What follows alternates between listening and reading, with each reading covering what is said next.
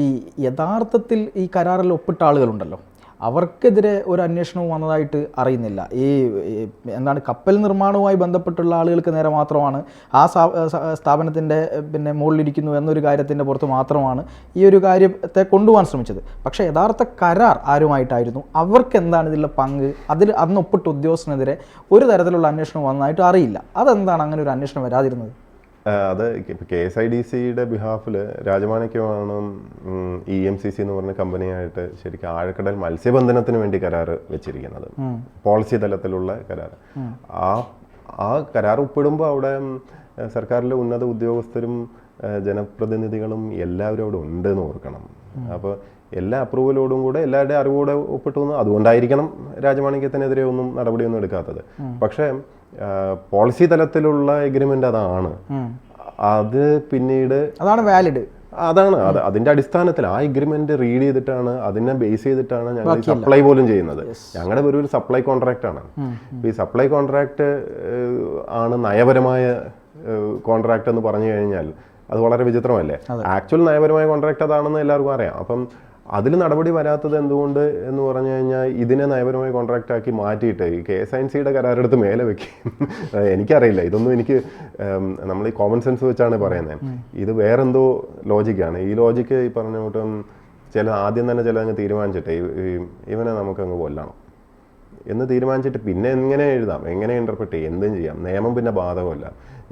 എനിക്ക് ഏറ്റവും കൺസേൺ തോന്നുന്നത് ഈ ഒരു പ്രവണതയാണ്. നമ്മൾ റൂൾ ഓഫ് ലോ എന്ന് പറയുന്ന സാധനമാണ്. നിയമ സംവിധാനം എന്ന് പറയുന്നത് നിയമത്തെ ബഹുമാനിക്കുക, ഒരു സിസ്റ്റത്തിനെ റെസ്പെക്റ്റ് ചെയ്യാം. മറിച്ച് ഈ സിസ്റ്റം നമ്മളൊരു പോലീസ് സ്റ്റേഷൻ സ്ഥാപിച്ചാൽ ആ പോലീസ് സ്റ്റേഷനിൽ അവിടെയുള്ള പോലീസുകാരുടെ ചുമതല എന്ന് പറഞ്ഞാൽ അവിടെ ചുറ്റുപാടുള്ളവരെയൊക്കെ സംരക്ഷിക്കുക എന്നുള്ളതാണ്. അവിടെ നീതി ന്യായമൊക്കെ നടപ്പിലാക്കണം. അവിടെ ലോ ആൻഡ് ഓർഡർ ഓക്കെ ആയിരിക്കണം. ആർക്കെങ്കിലും പരാതി ഉണ്ടായാൽ അത് പരിഹരിച്ചു കൊടുക്കണം. മറിച്ച് ആ പോലീസ് സ്റ്റേഷനിലുള്ള പോലീസുകാർ മൊത്തം അവിടുത്തെ ലോക്കൽ ഗുണ്ടകളായി മാറുകയും അരാജകത്വം അഴിച്ചു വിടുകയും ആൾക്കാരെ പിഴിഞ്ഞ് കാശെടുക്കുകയൊക്കെ ചെയ്തിട്ട് എന്നിട്ട് പറയാണ് ഇതാണ് ഇവിടുത്തെ വ്യവസ്ഥ, എല്ലാവർക്കും ഡിസിപ്ലിൻ വേണം, ഞങ്ങളിവിടെ മോഷണം നടത്തും, നമ്മൾ കൊലപാതകം നടത്തും, ഇതൊക്കെ നടത്തും, ഈ സിസ്റ്റമാണ്, ഇതാണ് സിസ്റ്റം, ഇതുമായിട്ട് ഒത്തുപോകുന്നില്ലെങ്കിൽ നിങ്ങളൊക്കെ മോശക്കാരാണ് എന്ന് പറഞ്ഞാൽ ദാറ്റ് ഡസൻറ്റ് വർക്ക്. അത് വളരെ വിചിത്രമായ ന്യായമാണ്. അതെ, തീർച്ചയായും. അപ്പോൾ എന്തായാലും നമുക്കൊരു അവസാനത്തെ ചോദ്യത്തിലേക്ക് ഞാൻ പോവുകയാണ്. അതായത് സോഷ്യൽ മീഡിയയിലൊക്കെ ഇപ്പോൾ വലിയൊരു പ്രചാരണം നടക്കുന്നുണ്ട്. കാരണം തമിഴ്നാട്ടിൽ IAS ഒക്കെ ഒഴിവാക്കി അണ്ണാമലൈ അവിടെ BJPയുടെ സംസ്ഥാന പ്രസിഡൻ്റൊക്കെ ഈ രാഷ്ട്രീയത്തിലേക്ക് ഇറങ്ങി അവിടെ ഒരു മികച്ച നേതാവാകാനുള്ള ശ്രമങ്ങളൊക്കെ നടത്തി അദ്ദേഹം മുന്നോട്ട് പോയിക്കൊണ്ടിരിക്കുന്നു. അതുപോലെ തന്നെ ഇപ്പോൾ അങ്ങ് സസ്പെൻഷനിലൊക്കെ ആയി. അപ്പോൾ അതുകൊണ്ട് തന്നെ അങ്ങ് ഒരു പൊളിറ്റിക്സിലേക്ക് ഇറങ്ങാൻ പോകുന്നു, അടുത്തൊരു അണ്ണാമലയാകാൻ പോകുന്നു എന്നൊക്കെ തരത്തിലുള്ള പ്രചാരണങ്ങൾ ഇങ്ങനെ നടക്കുന്നുണ്ട്. അത് അങ്ങയുടെ അറിവോടെയാണോ, ഇനി അങ്ങ് ഈ സംഭവത്തിൽ അങ്ങയുടെ ശ്രദ്ധപ്പെട്ടിട്ടുണ്ടോ എന്നൊന്നും എനിക്കറിയില്ല. പക്ഷേ അത്തരത്തിലൊരു പ്രചാരണം നടക്കുന്നുണ്ട്. അത് രണ്ട് തരത്തിൽ കാണാം. ഒന്ന്, ആളുകൾക്ക് വലിയ പ്രതീക്ഷ അങ്ങയിലുണ്ട് എന്നത് അത് ചൂണ്ടിക്കാണിക്കുന്നുണ്ട്. ഇതിനോടൊപ്പം ഒരു കാര്യം കൂടി ചോദിക്കാനുള്ളത്, ഈ IAS പോലുള്ള ഇപ്പം ജനങ്ങളുമായിട്ട് ഏറ്റവും അടുത്ത് ബന്ധപ്പെട്ട് നിൽക്കുന്നതാണ് IAS. അവരുടെ ജീവിതം മുന്നോട്ട് പോകാൻ ഓരോ ഫയലും ഓരോ ജീവിതമാണെന്നാണ് മുഖ്യമന്ത്രി പറഞ്ഞത്. അപ്പോൾ അങ്ങനെയൊക്കെയുള്ള ഒരു സാഹചര്യത്തിൽ ഇതിൽ സത്യസന്ധമായി ജോലി ചെയ്യുന്ന, അടിമപ്പണി എടുക്കാതെ നിൽക്കാൻ പറ്റില്ല എന്നുള്ളൊരവസ്ഥ കൂടെ ഇപ്പോൾ നിലവിലുണ്ടോ എന്നുള്ളതും. പിന്നെ ഞാൻ ആദ്യം ചോദിച്ച ഈ അങ്ങ് ഏതെങ്കിലും തരത്തിൽ പൊളിറ്റിക്സിലേക്ക് ഒരു പ്രചാരണം പോലെ അങ്ങനെ എന്തെങ്കിലും പദ്ധതി മനസ്സിലുണ്ടോ? ഈ രണ്ട് ചോദ്യത്തിനോട് ഉത്തരം.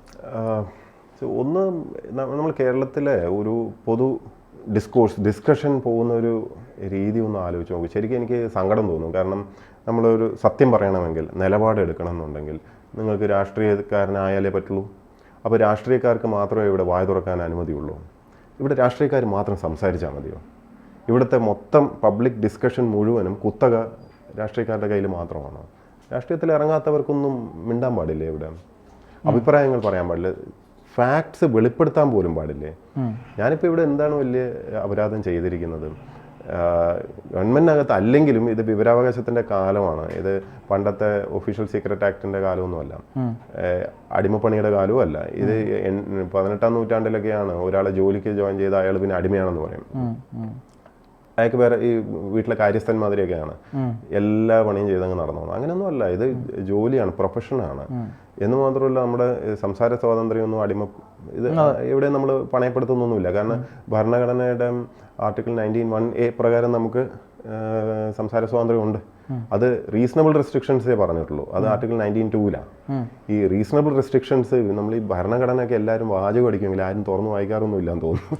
കാരണം തുറന്ന് വായിച്ചാൽ ആർട്ടിക്കിൾ 19(2) വളരെ വ്യക്തമായിട്ട് പറയുന്നുണ്ട് 9 കാര്യങ്ങൾക്ക് ശരിക്ക് റീസണബിൾ റെസ്ട്രിക്ഷൻസ് വെക്കാൻ പോലും ഭരണഘടന അനുവദിച്ചിട്ടുള്ളൂ. ഒന്ന് ഈ രാജ്യത്തിൻ്റെ അഖണ്ഡത, ഒന്ന് രാജ്യസുരക്ഷ, പിന്നെ മറ്റ് രാജ്യങ്ങളുമായിട്ടുള്ള ബന്ധങ്ങൾ, അല്ലെങ്കിൽ പിന്നെ ക്രൈം ഇൻസൈറ്റ് ചെയ്യാൻ വേണ്ടി മറ്റൊരു കുറ്റകൃത്യം ചെയ്യാൻ പ്രേരിപ്പിക്കുന്ന അത്തരം കാര്യങ്ങൾ, അല്ലെങ്കിൽ ഡിഫമേഷൻ, കണ്ടംപ്റ്റ് ഓഫ് കോർട്ട്, ഇങ്ങനെ വ്യക്തമായിട്ട് പറഞ്ഞ ഈ 9 ഐറ്റംസേ ഉള്ളൂ. ഈ 9 കഴിഞ്ഞിട്ട് 10ാമതൊരു ഐറ്റം ആഡ് ചെയ്യാൻ ഭരണഘടന അമെൻഡ് ചെയ്താലേ പറ്റുള്ളൂ. ഇപ്പോൾ IAS വിമർശിക്കാൻ പാടില്ല എന്ന് പറഞ്ഞ ഒരു സെക്ഷനിനകത്തില്ല. ഈ 19(2)നകത്ത് ഇന്ത്യൻ ആർമി പോലും ഇല്ല. നമുക്ക് ഇന്ത്യൻ ആർമിയെ വരെ ക്രിറ്റിസൈസ് ചെയ്യാൻ ഇന്ത്യൻ ഭരണഘടന സ്വാതന്ത്ര്യം തരുമ്പോൾ പറയാണ് IAS ക്രിറ്റിസൈസ് ചെയ്യാൻ പാടില്ല. IAS എന്താ കൊമ്പുണ്ടോ? ഇല്ലല്ലോ. ഇത് നമ്മൾ മനസ്സിലാക്കേണ്ടതെന്ന് പറഞ്ഞാൽ ഈ കോൺസ്റ്റിറ്റ്യൂഷണൽ ഫ്രെയിംവർക്കിൻ്റെ അകത്ത് ആ ഭരണഘടനയുടെ കീഴിലെ ബാക്കി എന്തും വരുള്ളൂ. അതിൻ്റെ താഴെ നിയമം ഉണ്ടാക്കാൻ പറ്റും. നിയമത്തിൻ്റെയും താഴെയാണ് റൂളിൻ്റെയും താഴെയാണ് എക്സിക്യൂട്ടീവ് ഓർഡറുകൾ. അപ്പോൾ ഈ ഹൈറാർക്കി ഓഫ് ലോ എന്ന് പറയുന്ന സംഭവം ഇതാണ്. ഇത് മനസ്സിലാവാത്ത എന്താണെന്ന് വെച്ചാൽ ഭരണഘടന വന്നത് 50-ലല്ലേ, ഇൻഡിപെൻഡൻസിന് ശേഷമല്ലേ. നമ്മുടെ ഈ സിവിൽ സർവീസ് രീതികളുണ്ടല്ലോ, ഇത് കുറേ കാലമായിട്ടുള്ളതാണ്. ബ്രിട്ടീഷുകാരെ കാലം തൊട്ടേ ഉള്ള ഒരു പിന്തുടരുന്നത്. അന്നത്തെ ആ സിസ്റ്റം എന്ന് പറഞ്ഞു കഴിഞ്ഞാൽ മൊത്തം കൺട്രോൾ ചെയ്യണം. നാട്ടുകാരെ കൺട്രോൾ ചെയ്യണം, നാട്ടുകാരെ കൺട്രോൾ ചെയ്യുന്ന ഇവരെയും കൺട്രോൾ ചെയ്യണം. അപ്പോൾ ഇവരെ ഒന്നാന്തര അടിമകളാക്കി കൊണ്ട് നടക്കേണ്ടത് ആവശ്യമായിരുന്നു. തിരുവായ്ക്കെതിരുവായ പാടില്ല. തിരുവായ്ക്കെതിരുവായ പാടില്ല എന്ന് പറയുന്നത് ഒരു രാജഭരണമോ അല്ലെങ്കിൽ ഒരു ഓട്ടോക്രാറ്റിക് സിസ്റ്റത്തിൽ മാത്രം ഉള്ള കാര്യമാണ്. ഇത് ഒരു ജനാധിപത്യത്തിന് ഭൂഷണമല്ല. ജനാധിപത്യത്തിൽ തിരിച്ച് സംസാരിക്കാൻ പാടില്ലാത്തത് ആൾക്കാരെ ആരൊക്കെയാണെന്ന് വളരെ വ്യക്തമായിട്ട് ഭരണഘടന തന്നെ പറയുന്നുണ്ട്. ആർട്ടിക്കിൾ 33-ൽ പറയുന്നുണ്ട്. ഈ യൂണിഫോം ജോൺസ്, പട്ടാളവും പോലീസും ഉണ്ടല്ലോ, അവർക്ക് സ്വാതന്ത്ര്യം ഇല്ല, സത്യമാണ്. അവർക്ക് തിരിച്ചു പറയാനുള്ള ഒരു ഫ്രീഡം കൊടുത്തിട്ടില്ല. പ്രത്യേക റെസ്ട്രിക്ഷൻസ് ഉണ്ട്. ഈ അല്ലെങ്കിൽ ഇപ്പം എൻ്റെ ഈ വിഷയത്തിൽ ഇപ്പോൾ ഡിഫമേഷൻ മാത്രമാണ്. അഥവാ ആർക്കെങ്കിലും പരാതി ഉണ്ടെങ്കിൽ പോകേണ്ട. ആരാ പോകേണ്ടത്? ഡോക്ടർ ജയതിലകോ ഗോപാലകൃഷ്ണനോ? അവർക്ക് സത്യസന്ധമായിട്ട് ബോധ്യമുണ്ടെങ്കിൽ, ഞാൻ ഈ പറഞ്ഞതിൽ എന്തെങ്കിലും അസത്യം ഉണ്ടെങ്കിൽ, അവർക്ക് ധൈര്യം ഉണ്ടെങ്കിൽ അവർ ഡിഫമേഷൻ ഫയൽ ചെയ്യാണ് വേണ്ടത്. അവിടെ ഞാൻ പറഞ്ഞോളാം. അല്ലാതെ അവർക്ക് വേണ്ടി വേറെ ആരും വക്കാലത്തെടുക്കേണ്ട കാര്യമില്ല. സ്റ്റേറ്റിന് ഒരിക്കലും സാധിക്കില്ലല്ലോ. എങ്ങനെയാണ് അങ്ങനെ പറഞ്ഞാൽ ഒരു എന്താ പറയുക, ഒരു വെറ്റിനറി ഡോക്ടർ ഉണ്ടെന്ന് വിചാരിച്ചോ. വെറ്റിനറി വകുപ്പിൽ ജോലി ചെയ്യുന്ന ഒരു ഡോക്ടർ, മറ്റൊരു ഡോക്ടർ വെറ്റിനറി വകുപ്പിലുണ്ടെന്ന് വിചാരിച്ചു. ഇവർക്ക് തമ്മിൽ അഭിപ്രായ വ്യത്യാസം ഉണ്ടായി. അവർ ഫേസ്ബുക്കിൽ അങ്ങോട്ടും ഇങ്ങോട്ടും പോസ്റ്റ് ഇട്ടു എന്ന് വിചാരിച്ചോ. സർക്കാർ അവരെ സസ്പെൻഡ് ചെയ്യും. അതെ. വെറ്റിനറി കാഡറിൽ വർക്ക് ചെയ്യുന്ന ഡോക്ടർമാരെ പോലെ തന്നെ IAS കാഡറിൽ വർക്ക് ചെയ്യുന്ന ഉദ്യോഗസ്ഥരാണ് ഞങ്ങൾക്ക് പ്രത്യേകിച്ച് വാലോ ഇതൊന്നുമില്ല.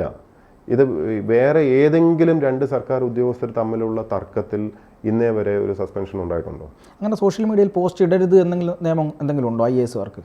അതാ ചോദിച്ചത്. അത് ഭരണഘടനയിൽ അങ്ങനെ പ്രൊവിഷൻ ഉണ്ടോ? ദേശസുരക്ഷയാണോ ഇത്? അല്ലെങ്കിൽ വിദേശ രാജ്യങ്ങളുമായിട്ടുള്ള ബന്ധം വല്ലതും ബാധിക്കുന്നുണ്ടോ? നിയമം എന്തെങ്കിലും വേണമല്ലോ. ഒരു ജനാധിപത്യത്തിൽ നിങ്ങളുടെ വായ അടപ്പിക്കണം എന്നുണ്ടെങ്കിൽ ഇന്ന റൂൾ, ഇന്ന നിയമപ്രകാരം ഭരണഘടന അനുവദിച്ച ഇന്ന പ്രകാരം എന്നേ പറയാൻ പറ്റുള്ളൂ. അല്ലാതെ ഇത് വിളരിക്കപ്പെടണമല്ലോ.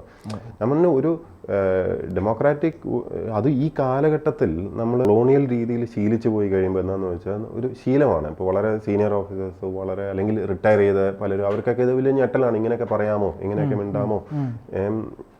ഒന്ന്, നിയമപരിജ്ഞാനം വളരെ പ്രധാനപ്പെട്ട ഒരു കാര്യമാണ്. കോൺസ്റ്റിറ്റ്യൂഷൻ നേരത്തെ പറഞ്ഞ പോലെ തുറന്ന് വായിച്ചാലേ അവനവൻ്റെ അവകാശങ്ങളെ പറ്റിയൊക്കെ ബോധ്യം വരുള്ളൂ. സർക്കാരിൽ ജോലി ചെയ്യുന്ന പലരുടെയും പ്രശ്നം എന്ന് വെച്ചാൽ സർക്കാരാണ് അവരെന്നുള്ളൊരു ധാരണയും എനിക്കെല്ലാ അധികാരവും ഉണ്ടെന്ന്. അപ്പോൾ അതുകൊണ്ടാണ് ഈ സാധാരണക്കാരൻ്റെ പുറത്തും പലപ്പോഴും കുതിര കയറുന്നത്. അതുപോലെ തന്നെ മേലുദ്യോഗസ്ഥർ കീഴുദ്യോഗസ്ഥരുടെ പുറത്തും കുതിര കയറും. പവറാണ് അവരുടെ കയ്യിൽ നിന്ന്. അത് ലിഖിതമായ പവറല്ല. ശരിക്ക് എവിടെ എന്തടിസ്ഥാനത്തിലാണെന്ന് ചോദിച്ചു കഴിഞ്ഞാൽ പലതിനും ഒന്നും ഉണ്ടാവില്ല. അങ്ങ് ഉപദ്രവിക്കാനുള്ളൊരു ധൈര്യത്തിലാണ് നടക്കുന്നത്.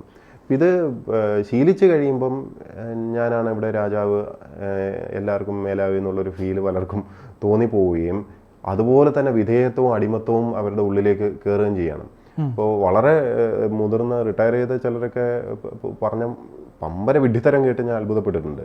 കാരണം ഇങ്ങനെയൊന്നും മിണ്ടാനേ പാടില്ല.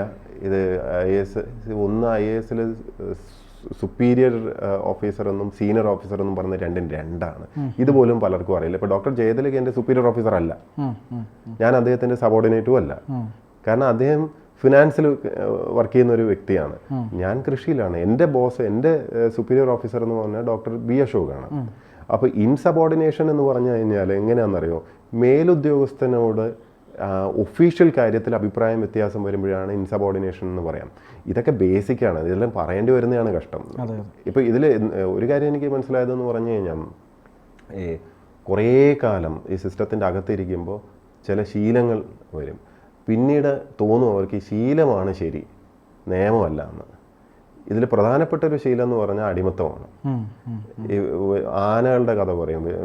കുട്ടി ആന ഉണ്ടല്ലോ, ചെറിയ ആനയെ കിട്ടുമ്പോൾ അവൻ അനുസരിക്കില്ല, ഭയങ്കര വികൃതിയും കുസൃതിയൊക്കെ ആയിരിക്കും. അപ്പോൾ വലിയ ചങ്ങല കെട്ടി വയ്ക്കും. അപ്പോൾ അവൻ കുറേ കളിക്കാനൊക്കെ നോക്കും, ഓടാൻ നോക്കും, പറ്റില്ല എന്ന് മനസ്സിലാവും. അവസാനം അതങ്ങ് വിടും. വിട്ട് അങ്ങനെ അങ്ങ് പിന്നെ ശീലിക്കും. പിന്നെ വളർന്ന് വലുതായി വലിയ കൊമ്പനാവും. കൊമ്പനാവുന്ന സമയത്ത് ഒരു നൂല് പോലത്തെ ചങ്ങലയെ വെക്കുള്ളൂ, പേരിന് മാത്രം. പക്ഷെ അവൻ അനങ്ങില്ല. കാരണം അവൻ്റെ വിശ്വാസം ആ നൂല് പോലത്തെ ആ ചങ്ങലയിൽ അനങ്ങാൻ പറ്റാതെ കിടക്കുന്ന. ഇത് കൊളോണിയൽ കാലഘട്ടം തൊട്ടേ ഉള്ള ഈ അടിമത്തം ശീലിച്ചു കഴിഞ്ഞിട്ട് അതിൽ നിന്ന് പുറത്തോട്ട് വരാനുള്ള ഒരു മടി കൂടെ ഉണ്ടെന്ന് തോന്നുന്നു. ഇതൊക്കെ വലിയ മാറ്റം വരുത്താനൊന്നുമല്ല ഞാൻ പറയുന്നത്. ഞാൻ പറയുന്നത് എൻ്റെ കാര്യത്തിൽ എങ്കിലും അറ്റ്ലീസ്റ്റ് നിയമം അനുസരിച്ച് കാര്യങ്ങൾ ചെയ്തു പോകാൻ എന്നെ അനുവദിക്കുക. അല്ലാതെ വേറെ ഇവിടെ വലിയ വിപ്ലവം കൊണ്ടുവരാനോ രാഷ്ട്രീയത്തിൽ പ്രവേശിക്കാനോ അതൊന്നുമല്ല നമ്മുടെ ലക്ഷ്യം. രാഷ്ട്രീയത്തിൽ പ്രവേശിക്കാനോ അല്ലെങ്കിൽ ഒരു എന്തെങ്കിലും ഒരു പർപ്പസ് ഉണ്ടെങ്കിൽ മാത്രമേ നിങ്ങൾക്ക് സത്യം പറയാൻ പാടുള്ളൂ. നിങ്ങൾക്ക് ഒരു അനീതിയോടോ എന്തെങ്കിലും ഉണ്ടെങ്കിൽ നിങ്ങൾക്ക് പ്രതികരിക്കണമെങ്കിൽ പോലും നിങ്ങൾക്കൊരു മുഹൂർത്തവും കാരണവും പർപ്പസും വേറെ ലക്ഷ്യങ്ങളും ഒക്കെ ഉണ്ടെങ്കിൽ മാത്രമേ പറ്റൂ എന്ന് പറഞ്ഞാൽ, അങ്ങനെയാണെങ്കിൽ ഈ സമൂഹത്തിൻ്റെ കാഴ്ചപ്പാട് കുറച്ച് കഷ്ടമെന്നേ പറയാൻ പറ്റും. തീർച്ചയായും. എന്തായാലും അങ്ങ് പറഞ്ഞതിൽ ജനങ്ങൾക്ക് കുറേ സംശയങ്ങളുണ്ടായിരുന്നു. ആ സംശയങ്ങൾ ഏറെക്കുറെ ദൂരീകരിക്കപ്പെട്ടിട്ടുണ്ട് എന്ന് തന്നെയാണ്, നമ്മുടെ പ്രേക്ഷകർക്ക് ദൂരീകരിക്കപ്പെട്ടിട്ടുണ്ട് എന്നാണ് ഞാൻ മനസ്സിലാക്കുന്നത്. എന്തായാലും ABC ടോക്കുമായി സഹകരിച്ചതിന് ഒരുപാട് നന്ദി sir. Thank you so much. കൂടുതൽ വാർത്തകളും വിശേഷങ്ങളും നിങ്ങളിലേക്ക് എത്താൻ ABC മലയാളം സബ്സ്ക്രൈബ് ചെയ്യുക, ബെൽ ബട്ടണും അമർത്തുക.